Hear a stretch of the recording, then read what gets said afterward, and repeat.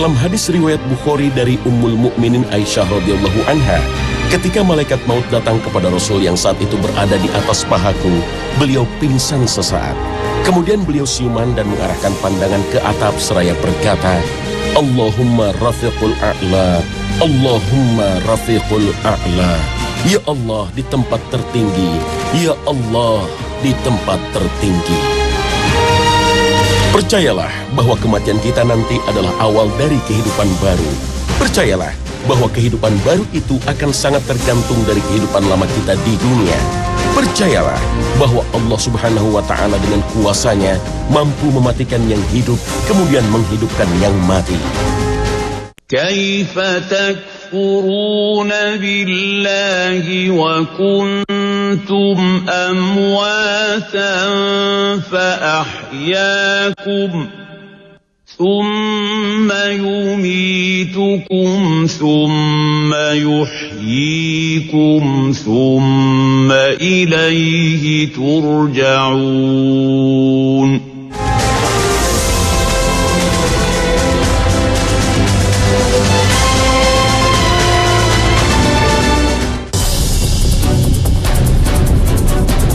Assalamualaikum warahmatullahi wabarakatuh. Selamat pagi pemirsa Trans 7. Khasanah, ensiklopedia Islam dunia, pagi ini kembali hadir ke hadapan Anda untuk berbagi wawasan keislaman dan saling berwasiat dalam kebajikan. Tak ada seorang pun yang bisa menghindari jika ajal sudah tiba saatnya. Namun, kematian bukanlah akhir dalam kehidupan manusia. Inilah fase awal sebelum memasuki kehidupan di akhirat, sebuah kehidupan yang dijanjikan abadi. Manusia memasuki alam baru yang disebut alam barzah atau alam kubur. Pada alam inilah manusia dalam penantian hingga terjadinya kiamat. Sebelum memasuki alam barzah, nyawa berpisah dari raga. Inilah detik-detik yang sangat menegangkan dan menyakitkan yang disebut sakaratul maut. Kalla idza balagatit taraqi wa qila man raq wa dhanna annahu al-firaq waltaffati as-saqu bis-saq ila rabbika yawma idhinil masaq. Manusia tidak memiliki pengetahuan kapan ajal menjemputnya, karena pengetahuan itu hanya milik Allah. Rasulullah bersabda, kunci kegaiban itu ada 5, tidak ada yang mengetahuinya selain Allah. Sesungguhnya Allah memiliki ilmu tentang hari kiamat. Dialah yang menurunkan hujan dan mengetahui apa yang ada dalam rahim. Tidaklah seorang pun tahu apa yang akan diperbuat besok, dan tak seorang pun tahu di bumi mana ia akan meninggal. Sesungguhnya Allah Maha Mengetahui, Maha Mengawasi. Hadis riwayat Bukhari. Malaikat maut mendatangi seorang mukmin dalam rupa yang baik dan bagus, sebagaimana firman Allah, yaitu orang-orang yang diwafatkan dalam keadaan baik oleh para malaikat dengan mengatakan kepada mereka, Salamun alaikum, keselamatan sejahtera bagimu. Masuklah ke dalam surga, itu disebabkan apa yang telah kamu kerjakan. Al-Quran, Surah An-Nahl, ayat 32. Sedangkan kepada orang-orang kafir dan munafik, malaikat maut datang dalam bentuk yang menakutkan. Allah berfirman, kalau kamu melihat ketika para malaikat mencabut nyawa orang-orang kafir seraya memukul muka dan belakang mereka dan berkata, rasakanlah olehmu siksa neraka yang membakar, tentulah kamu merasa ngeri. Hal itu disebabkan oleh perbuatan tangan kalian sendiri. Sesungguhnya Allah sekali-kali tidak menganiaya hambanya. Al-Quran, Surah Al-Anfal, ayat 50-51. Meskipun ayat ini berkaitan dengan orang-orang kafir yang tewas dalam perang Badar, tapi menurut Ibnu Katsir, ayat ini berlaku untuk umum, mencakup semua orang kafir. Beratnya sakaratul maut tidak akan dialami oleh orang yang mati syahid, seperti yang disampaikan oleh Rasulullah. Orang yang mati syahid tidak merasakan sakitnya terbunuh, kecuali seperti sakitnya dicubit. Hadis riwayat Tirmizi, An-Nasa'i, dan Ad-Darimi. Pada saat sakaratul maut, menurut para ulama, setan mendatangi manusia menyamar sebagai ayah, ibu, atau orang lain yang disegani. Kemudian memberi nasihat dan mengajak untuk masuk agama Yahudi, Nasrani, atau agama lain selain Islam. Seperti tertulis dalam kitab At-Tazkirah karya Imam Qurtubi, Abdullah putra Imam Ahmad bin Hanbal mengisahkan, aku menyaksikan wafatnya ayahku dan di tanganku ada kain lap untuk mengusap jenggotnya yang lebat. Pada saat itu beliau pingsan kemudian sadar lalu beliau berkata sambil menunjuk dengan tangannya, "Tidak, enyahlah, tidak, enyahlah." Ia melakukan hal itu berulang-ulang lalu aku bertanya kepadanya, "Hai ayahku, apa yang engkau lihat?" Ia menjawab, "Setan berdiri di dekat rumpahku sambil menggigit ujung jari dan berkata, 'Hai Ahmad, ikutilah bujuk rayuku.' Aku pun berkata, 'Tidak, enyahlah, tidak, enyahlah,' sampai aku mati pun."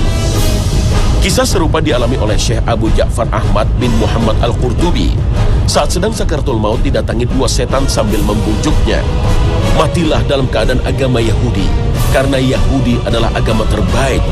Yang satu lagi berkata, "Matilah dalam keadaan Nasrani, karena Nasrani adalah agama terbaik." Menurut Ibnu Taimiyah, tidak semua orang mengalami pengalaman semacam ini. Tapi, inilah fitnah kematian. Kita dianjurkan untuk selalu berdoa meminta perlindungan dari Allah Ta'ala. ربنا لا تزغ قلوبنا بعد إذ هديتنا وهب لنا من لدنك رحمة إنك أنت الوهاب.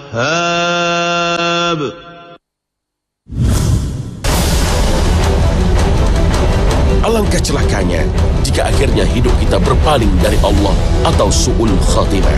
Na'udzubillah. Su'ul khatimah harus diwaspadai oleh seorang mukmin dengan mengetahui sebab-sebabnya. Antara lain, menurut Siddiq Hasan Khan, seperti dikutip Dr. Umar Sulaiman Al-Asqar dalam bukunya Al-Yaum Al-Akhir Al-Qiyamah Al-Kubra, orang yang rusak akidahnya, walaupun ia seorang yang zuhud dan saleh, akan menyebabkan su'ul khatimah. Semua perbuatan baiknya akan sia-sia jika tidak dilandasi akidah yang benar yang bersumber dari Al-Quran dan Sunnah Nabi. Selain itu adalah orang yang melakukan banyak maksiat, karena maksiat akan menumpuk di dalam hatinya dan semua yang dilakukannya sepanjang hidup akan terulang dalam memorinya saat ia sakaratul maut. Apa yang diucapkan saat sakaratul maut tergantung dengan apa ia habiskan umurnya selama hidup di dunia. Mari kita belajar kepada sejarah. Indahnya akhir hayat yang dialami orang-orang saleh seperti para sahabat Nabi. Umar bin Khattab misalnya, wafat setelah ditikam oleh seorang beragama Majusi, Abu Lu'lu'ah, saat beliau menjadi imam sholat subuh. Utsman bin Affan dibunuh saat tengah berpuasa dan membaca Al-Quran. Imam Al-Ghazali sebelum wafat sempat menunaikan sholat lebih dulu. Saat posisi tidur dengan kedua tangan di dada, serta menghadap ke kiblat, malaikat maut pun datang dan mencabut nyawanya. Saat ini kita sering menyaksikan orang-orang soleh yang wafat saat bersujud, membaca Al-Quran, atau ada juga yang tengah berdakwah. Jejak amal soleh yang mereka tinggalkan terus membekas. Sebagai bukti cinta, ribuan orang melayat dan menghadiahinya dengan sholat jenazah. Subhanallah, alangkah indahnya ajal menjemput mereka. Sebelum para nabi wafat, Allah Ta'ala memperlihatkan pahala dan balasan kepada mereka. Kemudian mereka disodorkan pilihan antara tetap tinggal di dunia atau berpindah ke makam yang lebih mulia. Rasulullah bersabda, "Sesungguhnya tak seorang nabi pun diwafatkan sampai ia melihat surga yang menjadi tempat tinggalnya. Kemudian ia disodorkan pilihan." Hadis riwayat Bukhari. Dalam hadis riwayat Bukhari dari Ummul Mukminin Aisyah radhiyallahu anha, ketika malaikat maut datang kepada Rasul yang saat itu berada di atas pahaku, beliau pingsan sesaat. Kemudian beliau siuman dan mengarahkan pandangan ke atap seraya berkata, "Allahumma rafiqul a'la, Allahumma rafiqul a'la." Ya Allah di tempat tertinggi, ya Allah di tempat tertinggi. Aku berkata, berarti beliau tidak memilih kita, dan aku mengetahui itu adalah pembicaraan yang beliau arahkan kepada kita. Aisyah berkata, itu adalah kata terakhir yang diucapkan oleh Nabi SAW. وَمَنْ يُطِعِ اللَّهَ وَالرَّسُولَ فَأُولَئِكَ مَعَ الَّذِينَ أَنْعَمَ اللَّهُ عَلَيْهِمْ مِنَ النَّبِيِّينَ وَالصِّدِّيقِينَ وَالشُّهَدَاءِ وَالصَّالِحِينَ وَحَسُنَ أُولَئِكَ رَفِيقًا.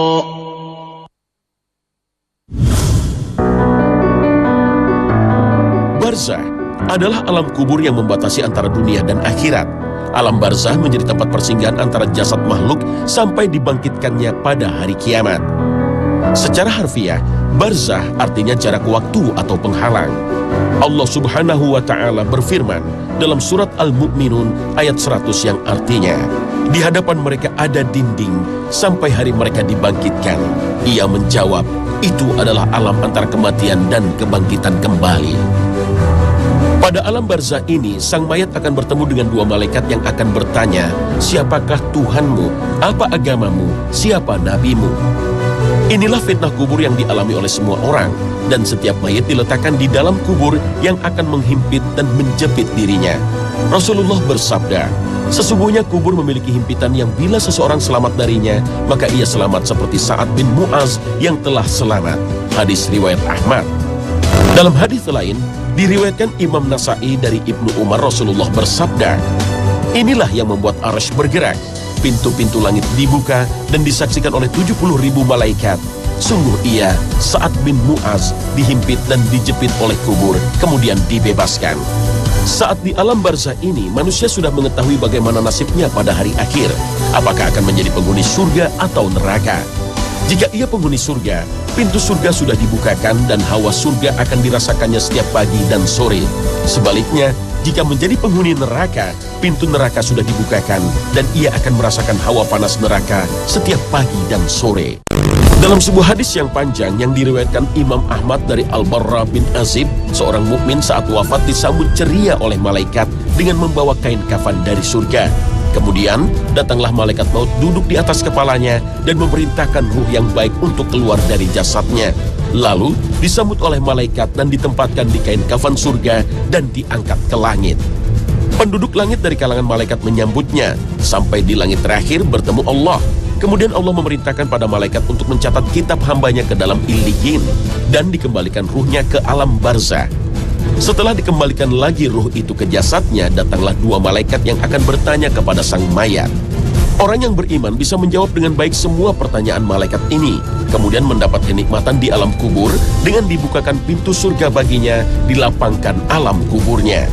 Sang mayat akan mendapat teman yang baik dengan wajah yang baik, pakaian yang baik, dengan aroma yang baik. Semoga kita termasuk golongan yang mendapat rahmat dan kenikmatan di alam kubur. Amin. Allahumma amin.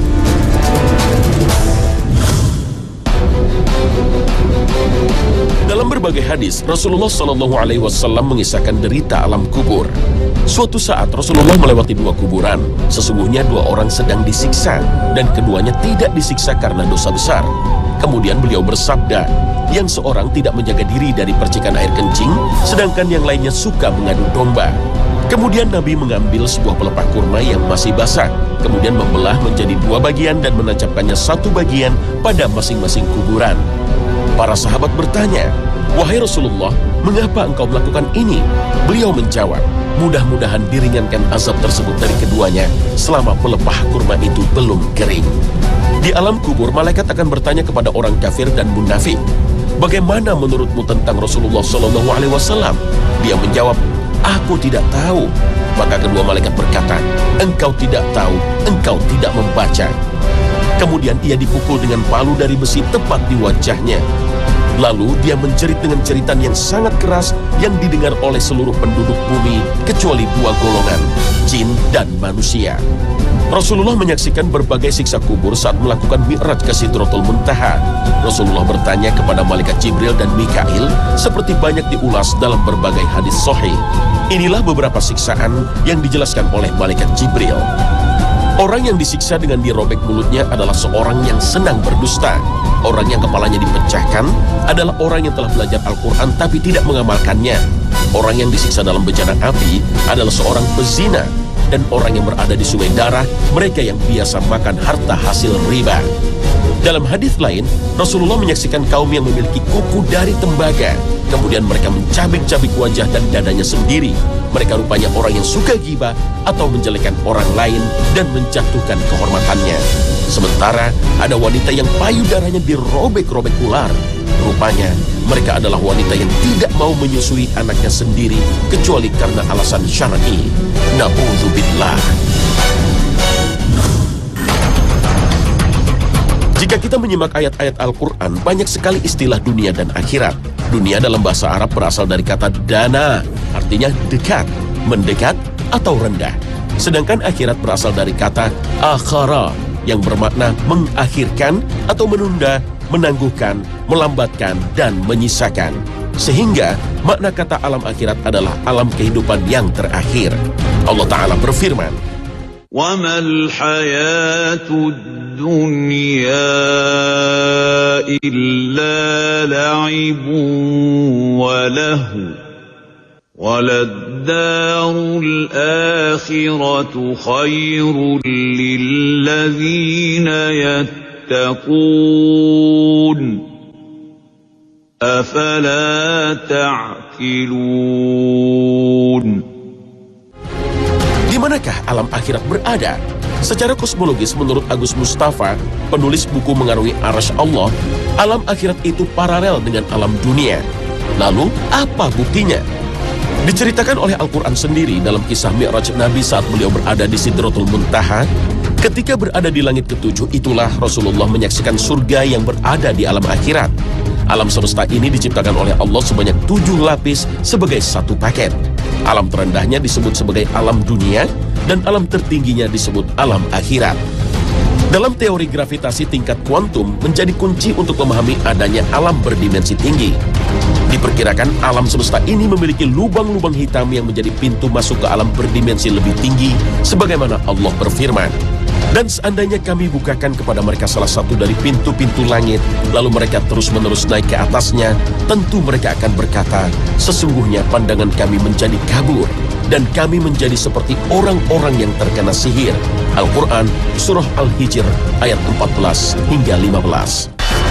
Keadaan seperti itulah yang dialami oleh Rasulullah saat beliau berada di alam berdimensi tinggi di Sidratul Muntaha. Beliau terpesona melihat keindahan surga yang tak pernah dilihatnya saat berada di alam berdimensi rendah alias alam dunia. Menurut Agus Mustafa, planet bumi di mana kita berada ini sebenarnya sudah berada di dalam akhirat. Namun, karena ada batas dimensi di antara lapisan-lapisan langit itu, kita tidak merasa bahwa kita sedang berada di alam akhirat. Perbandingan antara alam dunia dan alam akhirat itu ibarat ujung jari dicelupkan ke samudera. Setetes air yang ada di ujung jari itulah dunia, dan samudera itulah akhiratnya. Demikianlah sabda Rasulullah seperti diceritakan dalam hadis riwayat Muslim, Tirmizi, Ibnu Majah, dan Ahmad. Seluruh jasad manusia hancur di dalam kubur kecuali tulang ekornya. Sebagaimana sabda Nabi, sesungguhnya pada diri manusia ada satu tulang yang tidak dimakan tanah selamanya. Padanya manusia disusun kembali pada hari kiamat. Para sahabat bertanya, tulang apakah itu wahai Rasulullah? Beliau SAW menjawab, tulang ekor. Hadis riwayat Muslim.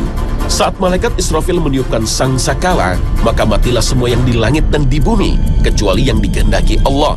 Dan pada tiupan kedua, maka seluruh manusia kembali dibangkitkan. Pada tiupan kedua inilah Allah menurunkan hujan untuk menumbuhkan jasad manusia dari tulang ekornya. Pada hari kebangkitan inilah manusia akan mempertanggungjawabkan semua perbuatannya pada hari yang disebut Yaumul Hisab. Beberapa ulama seperti Ibnu Taimiyah dan Ibnu Katsir berpendapat bahwa Al-Quran mengabarkan 3 kali tiupan. Pertama, tiupan al-fas'u atau tiupan yang mengejutkan, sebagaimana firman Allah. Dan ingatlah hari ketika ditiup sangkakala, maka terkejutlah segala yang di langit dan segala yang di bumi, kecuali siapa yang dikehendaki Allah. Al-Quran, Surah An-Naml, ayat 87. Kedua, tiupan asy-sya'iq atau tiupan yang mematikan. Dan yang ketiga adalah tiupan qiyam atau kebangkitan. 2 macam tiupan ini terangkum dalam firman Allah Ta'ala. Dan ditiuplah sangkakala, maka matilah siapa yang di langit dan di bumi kecuali siapa yang dikehendaki Allah. Kemudian sangkakala itu ditiup sekali lagi, maka tiba-tiba mereka berdiri menunggu putusannya masing-masing. Al-Quran, Surah Az-Zumar, ayat 68. Setelah tiupan asy-sya'iq atau tiupan yang mematikan, maka matilah yang di langit dan di bumi, kecuali yang dikehendaki Allah Ta'ala. Lalu Allah Ta'ala menurunkan hujan yang membasahi bumi dan menumbuhkan jasad manusia dari tulang ekornya. Manusia pertama yang bangkit dari alam kubur adalah Rasulullah SAW, sebagaimana sabda Nabi, "Aku adalah pemimpin Bani Adam pada hari kiamat, orang yang pertama keluar dari kubur, orang yang pertama memberi syafaat, dan orang pertama yang diterima syafaatnya." Hadis riwayat Muslim. Dalam berbagai hadis, Rasulullah juga menjelaskan orang yang mati tengah menjalankan umroh, ia akan dibangkitkan dalam keadaan membaca talbiyah. Orang yang mati syahid dibangkitkan dalam keadaan berdarah dengan mengeluarkan bau yang sangat wangi. Inilah baru fase kedua setelah alam kubur. Setelah itu, seluruh manusia akan menghadapi yaumul hisab atau hari perhitungan dan yaumul mizan, hari timbangan. Allah Ta'ala berfirman, فَأَمَّا مَنْ ثَقُلَتْ مَوَازِينُهُ فَهُوَ فِي عِيشَةٍ رَاضِيَةٍ وَأَمَّا مَنْ خَفَّتْ مَوَازِينُهُ فَأُمُّهُ هَاوِيَةٌ.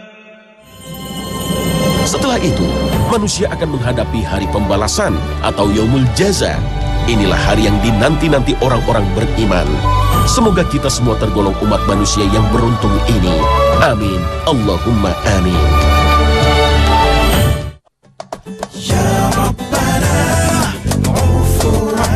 Pemirsa Khazanah, semoga kisah sakaratul maut dan hari akhir makin menyadarkan kita, hidup di dunia hanyalah sementara. Kematian bukanlah akhir, tapi tahap awal untuk memasuki alam akhirat. Pada hari kiamat, seluruh manusia akan kembali dibangkitkan dari alam kubur untuk mempertanggungjawabkan semua perbuatannya di dunia. Terima kasih atas perhatian Anda dan wassalamualaikum warahmatullahi wabarakatuh.